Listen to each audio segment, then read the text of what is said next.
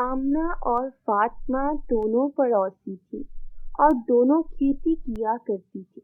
آمنہ بہت ہی اچھی لڑکی تھی جبکہ فاطمہ بہت ہی لالچی تھی۔ آمنہ کے کھیت کی فصل بہت ہی عمدہ ہوتی تھی، ہر سال اسے بہت فائدہ ہوتا تھا۔ یہ دیکھ کر اس کی پڑوسن فاطمہ بہت ہی جلا کرتی تھی۔ آمنہ اپنے کھیت کے ساتھ ساتھ آس پاس کے درختوں اور پودوں کو بھی پانی ڈال دیتی تھی۔ یہ دیکھ کر فاطمہ بہت حیران ہوتی تھی اور ایک دن کہنے لگی، ارے یہ کیا؟ تم اپنے کھیت کے ساتھ آس پاس کے درختوں اور پودوں کو پانی کیوں ڈالتی ہو؟ یہ تمہیں فائدہ تھوڑی دیں گے۔ لیکن یہ درخت اور پودے ہمیں سایہ تو دیتے ہیں، ٹھنڈی ہوا دیتے ہیں۔ اگر یہ پانی جو تم آس پاس کے درختوں اور پودوں کو دے رہی ہو بہن، یہی تم اپنے کھیت کو دو گی تو تمہاری فصل زیادہ اچھی ہوگی نا۔ میرے کھیت میں ویسے بھی بہت ہی اچھی فصل ہوتی ہے، شکر ہے اللہ کا۔ کچھ دن بعد فصل کی کٹائی کا وقت آ گیا۔ آمنہ کی پہلے کی طرح بہت ہی اچھی فصل تھی۔ فاطمہ کو اس بات سے بہت ہی جلن ہو رہی تھی۔ فاطمہ بولی، پتہ نہیں یہ آمنہ اپنے کھیت میں ایسا کیا کرتی ہے جو اس کی فصل اتنی اچھی اور زیادہ ہو جاتی ہے۔ اگر اسی طرح چلتا رہا تو جلد ہی آمنہ اس گاؤں کی کسان بن جائے گی۔ نہیں، یہ کیا سوچ رہی ہوں میں، لیکن میں ایسا کیسے ہونے دے سکتی ہوں؟ میں ایسا ہرگز نہیں ہونے دوں گی۔ اس رات فاطمہ جا کر آمنہ کے کھیت میں آگ لگا دیتی ہے۔ جب تک آمنہ کو پتہ چلتا ہے سب کھیت جل چکا ہوتا ہے۔ یا اللہ، اب میں کیا کہوں گی، کیا کھاؤں گی اور کیا کروں گی آگے؟ میرے پاس جو کچھ تھا جل کے راکھ ہو گیا۔ تبھی وہاں فاطمہ آتی ہے اور بولتی ہے، ہائے، سب جل گیا۔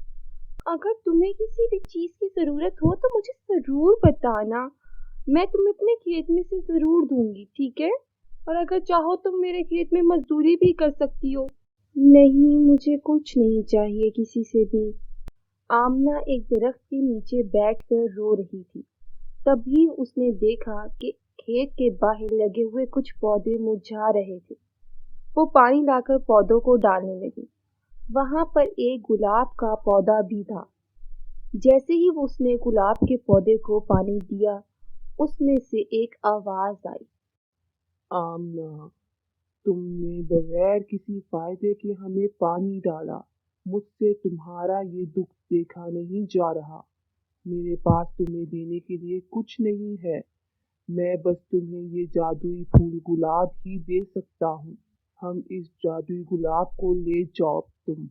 تم اس گلاب کی پنکھڑیاں توڑ کر اس سے جو بھی مانگو گی وہ تمہیں مل جائے گا، لیکن ایک بات کا خاص خیال رکھنا، زیادہ لالچی ہو کر اس گلاب کا استعمال ہرگز مت کرنا، ورنہ اس کی ساری پنکھڑیاں جھڑ جائیں گی۔ میں اس بات کا خیال رکھوں گی۔ آمنہ خوشی خوشی پھول لے کر وہاں سے اپنے گھر چلی گئی۔ پھر اس نے گلاب کے پھول سے ایک پتی توڑی اور بولی کہ میرے سامنے ایک بہت اچھا سا کھانا آ جائے۔ تو اس کے سامنے بہت ہی زبردست اعلیٰ قسم کا کھانا آ گیا۔ ارے یہ گلاب تو واقعی جادوئی ہے، میں تھوڑا کھانا خود کھا لیتی ہوں، باقی غریبوں میں بانٹ دیتی ہوں۔ آمنہ اس گلاب کی مدد سے غریبوں کی مدد کرنے لگی اور ان کو کھانا کھلانے لگی، جس کی وجہ سے گلاب اور زیادہ کھلنا شروع ہو گیا اور سب گاؤں والوں نے اس کی تعریف بھی کرنا شروع کر دی۔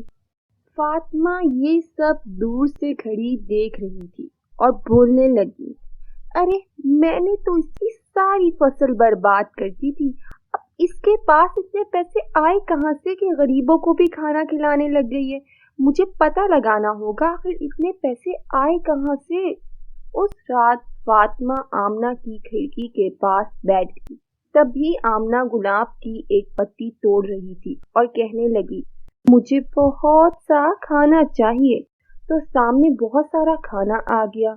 فاطمہ یہ سب دیکھ کر بولی، میں یہ گلاب ہر حال میں چوری کر کے دکھاؤں گی۔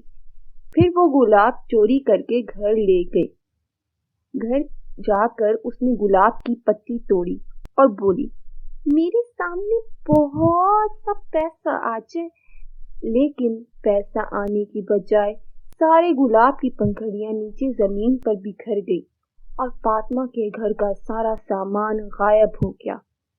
وہ بہت ہی روئی اور روتے روتے آمنہ کے پاس چلی گئی اور اس کو ساری بات بتائی، اس سے معافی بھی مانگی۔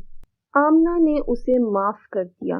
اس کے بعد آمنہ فاطمہ کے ساتھ اس کے گھر گئی اور گلاب کی پنکھڑیوں کو اپنے ہاتھ میں لیا۔ اچانک سے گلاب دوبارہ سے بن گیا اور فاطمہ کے گھر کا سارا سامان بھی واپس آ گیا۔